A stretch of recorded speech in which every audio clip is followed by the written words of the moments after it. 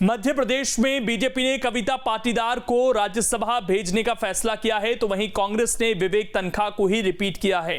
दोनों के नाम पर मुहर लगने में क्या क्या फैक्टर रहे, आइए इस रिपोर्ट के जरिए समझने की कोशिश करते हैं।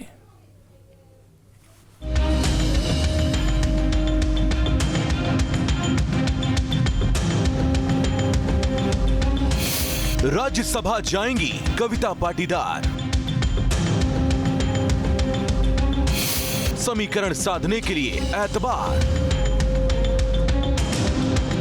कविता पाटीदार के नाम की चर्चा तो पहले भी थी, लेकिन रेस में कई बड़े दिग्गज शामिल थे, लिहाजा इतनी आसानी से पार्टी उनके नाम पर मुहर लगा देगी, इसकी किसी ने कल्पना नहीं की थी। लेकिन कहा जा रहा है कि बीजेपी ने पाटीदार के जरिए कई निशाना साधने की कोशिश की है। जानकार बताते हैं कि बीजेपी ने निकाय से लेकर 2023 पर निशाना साधा है। ओबीसी वर्ग को साधने की कोशिश की गई है। कविता स्वर्गीय भेरूलाल पाटीदार की बेटी हैं। भेरूलाल पाटीदार सुंदरलाल पटवा सरकार में मंत्री थे। फिलहाल कविता बीजेपी की प्रदेश महामंत्री है। इंदौर जिला पंचायत अध्यक्ष भी रह चुकी हैं। इनकी आरएसएस में मजबूत पकड़ मानी जाती है। मालवा निमाड़ में महिला चेहरा तैयार करने की कोशिश है और इसके साथ ही ये संदेश देने की भी कोशिश की गई कि दिग्गज होना ही टिकट लेने का क्राइटेरिया नहीं है। पार्टी अपने हित के लिए इस तरह के फैसले भी ले सकती है।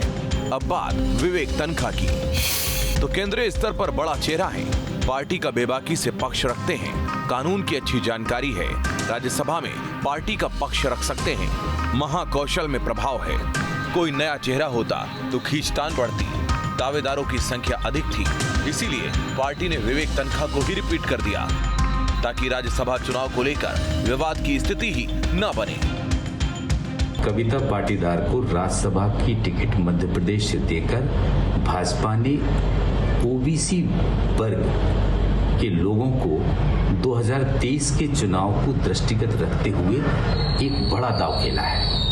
साथ ही एडजॉइनिंग स्टेट गुजरात में भी पाटीदार कम्युनिटी निर्णायक भूमिका में रहती है। वहां भी अगले साल चुनाव है, तो ये वहां भी प्रभाव डालेगा और दूसरी सीट उनके पास दूसरी चीजों को बैलेंस करने के लिए है।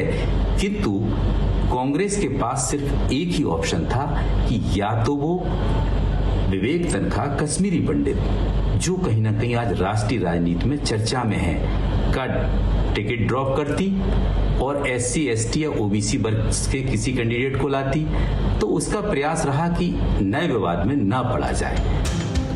पार्टियों के अपने अपने तर्क हैं और शायद अपनी मजबूरी भी है, लेकिन अब ओबीसी की राजनीति फिर से गर्म हो गई है। बीजेपी का आरोप है कि अगर कांग्रेस ओबीसी हितैषी थी तो किसी ओबीसी नेता को राज्यसभा क्यों नहीं भेजा गया। देखो, भारतीय जनता पार्टी प्रतिबद्ध पार्टी है, जो कहती है वही करती है। पिछड़ा वर्ग के आरक्षण के बिना पंचायत के चुनाव नहीं होंगे, ये हमने कहा और माननीय न्यायालय में जाकर हम जीते और चुनाव पिछड़ा वर्ग के साथ हो रहे हैं। कविता जी को जो भेजा है, कविता जी हमारी प्रदेश की महामंत्री हैं, पिछड़ा वर्ग की सशक्त नेता हैं, महिला हैं, लेकिन कांग्रेस से पूछिए कि उन्होंने ऐसे आदमी को राज्यसभा भेजने का निर्णय लिया है जिसने मध्य प्रदेश विधानसभा में, मध्य प्रदेश की पंचायतों में पिछड़ा वर्ग के आरक्षण को 0 कराने का पाप किया था।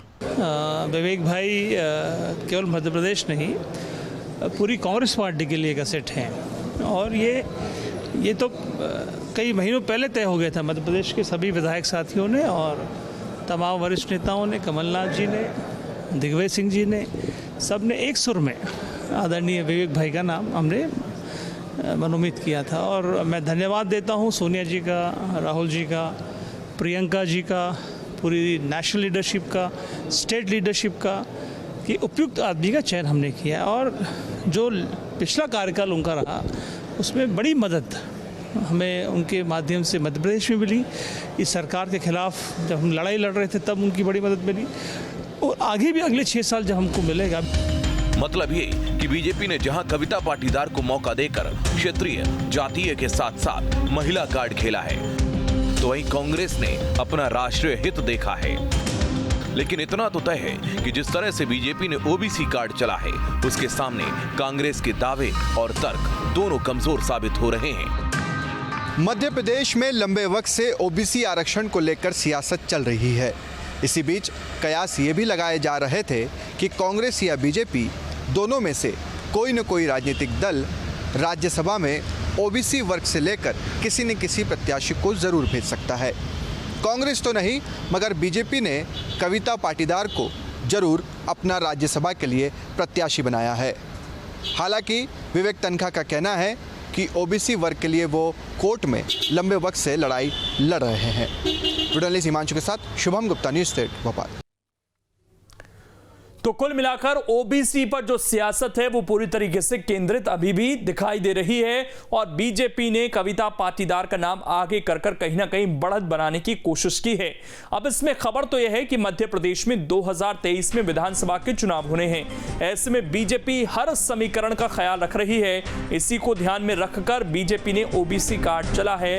हालांकि कांग्रेस इसमें थोड़ी सी अभी पिछड़ती हुई नजर आ रही है।